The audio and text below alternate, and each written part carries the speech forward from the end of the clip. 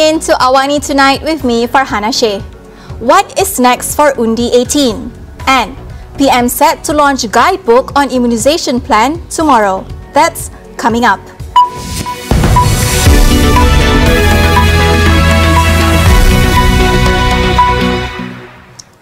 We will begin tonight with the conversation on Undi 18, this constitutional amendment that lowers the minimum voting age from 21 to 18 and automatic voting registration was expected to be gazetted by July this year. The bill was passed with a two-third majority vote in Parliament during the reign of previous Pakatan Harapan administration in 2019. However, it appears that the newer Perikatan Nasional administration does not show the same level of enthusiasm as their predecessor. What is the fate of Undi 18? We speak to co-founder of Undi 18, Kira Yusri. According to the latest statement, official statement by Perikatan Nasional, the Minister of Law, Takiyuddin, actually said in Parliament that they are on track to implement the Undi 18 bill, which covers both lowering the voting age as well as automatic voter registration, to be implemented in July 2021. So that is the official plan and announcement that in regard to the issue that the government has made so far. And after the constitutional amendment in 2019, every single parliamentarian and every single senator has agreed that every Malaysian from the age of 18 and above deserves the right to vote. But so far, I don't see any concrete action or plans from the government to introduce political education, whether formal or informal, to the masses in preparation for the next general election. So how can proponents of Undi 18 ensure that this agenda does not fizzle out? With the emergency, we do not have a parliamentary session for members of parliament, regardless of government or opposition, to question the government of the day, which means that we have no news updates and we cannot compel them to tell us updates on important bills like this because we don't have parliamentary sitting.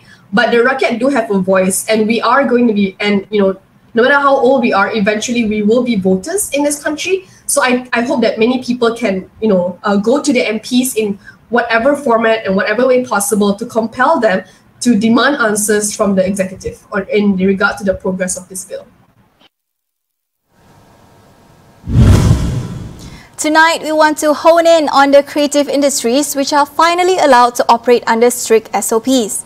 While some may be excited to be back in business, let's not forget the challenging year the industry had and the many uncertainties ahead.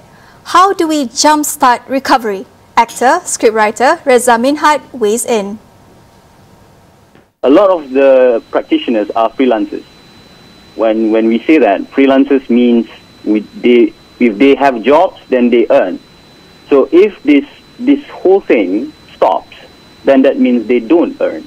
So it's pretty much the same as a lot of other industries which have to be closed down. There was the debate whether this is an essential industry, right? Some people may not think that it is as important, so perhaps some of the practitioners felt that they were neglected. But I would say the challenge for the creative industry is a bit more unique in a sense that it's not directly impacted, but the essence of what it is, for a large part of what creative industry is, it requires things to get back to normal.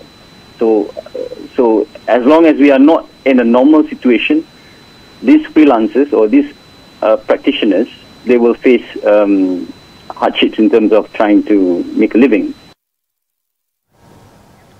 Reza says while the government has engaged stakeholders in the creative industries, the lack of streamlined communications among the many agencies has hindered recovery. I think what happened amidst the second MCO is the lack of communication. So you see, when people do not communicate or people sort of like don't indicate that they have a plan, then the practitioners or the people who are impacted by it, they sort of get anxious. And when they get anxious, they tend to react to it. So this is something that we could have managed better. You see these programs are being enrolled through various agencies like Cendana, then there's My Creative Ventures, and then there's also Pinas. So I suppose in times like this, so it's better to have a coordinated sort of communication. So if you are talking about the creative industry, you should calibrate the whole thing into a centralized hub. Creative players, Reza said, should take this opportunity to experiment with new ways of delivery despite the pandemic. He also urges stakeholders to take recovery seriously to avoid having the same conversation for years to come. You have time to experiment with new ideas. If you see some of the countries abroad, for instance, they have experimented with having, for instance, shows outdoor. They have tried platforms. So this is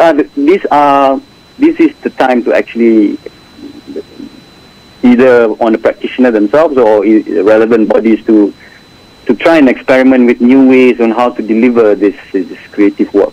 The second part, I think this is the most critical aspect. You need to be able to prepare or refine the SOP as and when we go back to normal. Like from now, you are given time to actually refine the SOP. Let's just imagine in the second half, for instance, you can start to have a limited capacity for a theatre show or for a concert. So how do you have it? You do not want to get there and then scramble to have an SOP. Creativity should be led by creativity. It should not be led by or be constrained by internal bickering or politics or ego or red tapes, because this is the sole purpose where creativity goes to die. You know, like if you continue to have politics, you continue to have bickering internally, like what we've seen so far, you can't have a thriving creative industry. And if you don't have these preconditions, we will still have this conversation the next year and the following year and for years to come. We'll take a short break. Stay with us.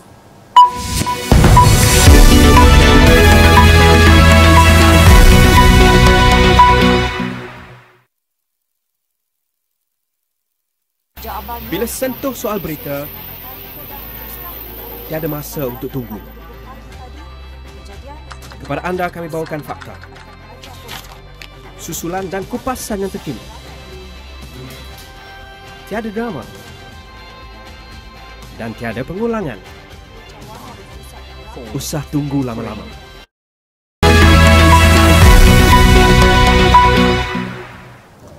Welcome back. Prime Minister Tan Sri Muhyiddin Yassin launched a 10-year blueprint to unite the nation. The government outlined 3 aspirations and 12 strategies in the National Unity Action Plan 2021 to 2030. The 3 aspirations are to strengthen unity and national integration based on the Federal Constitution and the Rukun Negara, to build a patriotic society and form a national identity with character, and to produce Malaysians who appreciate and foster unity. Muhyiddin stressed that more work had to be done to achieve true integration, citing imbalances in how the different races viewed each other even as communal relations appeared harmonious. He added there would be greater emphasis on inclusiveness in governance, which will be based on an integration model that celebrates unity in diversity. Ahead of the national COVID-19 immunisation program at the end of this month, a guidebook on the immunisation plan will be launched tomorrow. The book launched by Prime Minister Tan Sri Muhyiddin Yassin is scheduled for 9:30 a.m. and was announced by the COVID-19 Vaccine Supply Access Guarantee Special Committee, JKJAV, in a posting on Twitter today. According to the infographics uploaded by JKJAV with the posting, the immunization plan encompasses 4 key components, namely vaccine supply, target groups and phases of vaccination, locations and methods of implementing the program, and manpower for its implementation. JKJAV also urged the public to download the MySejahtera application to get information on registering for the vaccination.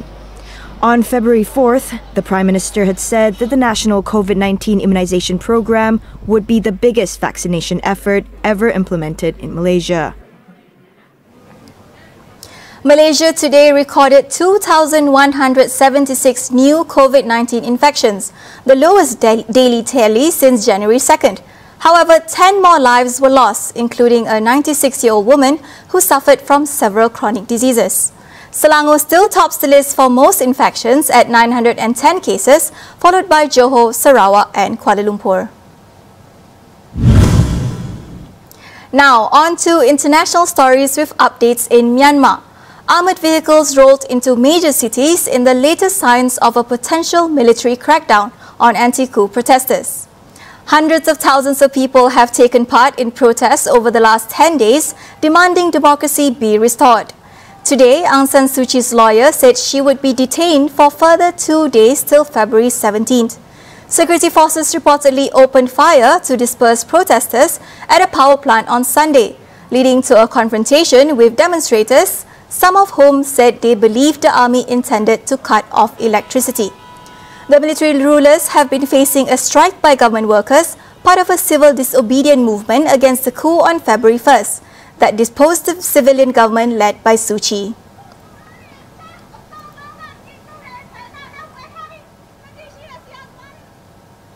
Australia has suspended a travel bubble with New Zealand after 3 new community cases of COVID-19 were detected in Auckland over the weekend. On Sunday, New Zealand said it was locking down its largest city for 72 hours after new cases emerged in the country. The travel bubble was set up so that New Zealanders could get to Australia without needing to spend 14 days in hotel for quarantine, although quarantine was mandatory for people travelling in other directions. Meanwhile, New Zealand Prime Minister Jacinda Ardern confirms that genomic testing had shown that the 3 community cases in New Zealand were the highly transmissible UK variant of COVID-19. Health officials in Guinea on Sunday confirmed that at least 3 people have died from Ebola. These were the first cases declared since it was one of the 3 West African nations to fight the world's deadliest Ebola epidemic that ended 5 years ago. An additional 4 people are confirmed with Ebola, according to a statement from the Ministry of Health. The government has declared an Ebola epidemic and started contact tracing and isolating suspected cases. It's also sent an emergency team to support local teams and has accelerated the procurement of Ebola vaccines from the World Health Organization. Health experts in Guinea say these latest cases could be a major setback for the impoverished nation already battling COVID-19 and which is still recovering from the previous Ebola outbreak, which killed 2,500 in Guinea where it began. For every reported case of sexual harassment, it is estimated that 9 cases go unreported. But what if the harasser is law enforcement? On Consider This tonight, Sharit Kutan and Melissa Idris asked our guests, how can we inculcate gender sensitivity? That is all we have for you on AWANI tonight. Get the latest news update on COVID-19 and COVID-19 vaccines from astroawani.com and Astro Awani app. I'm Farhana Sheikh. We'll see you tomorrow.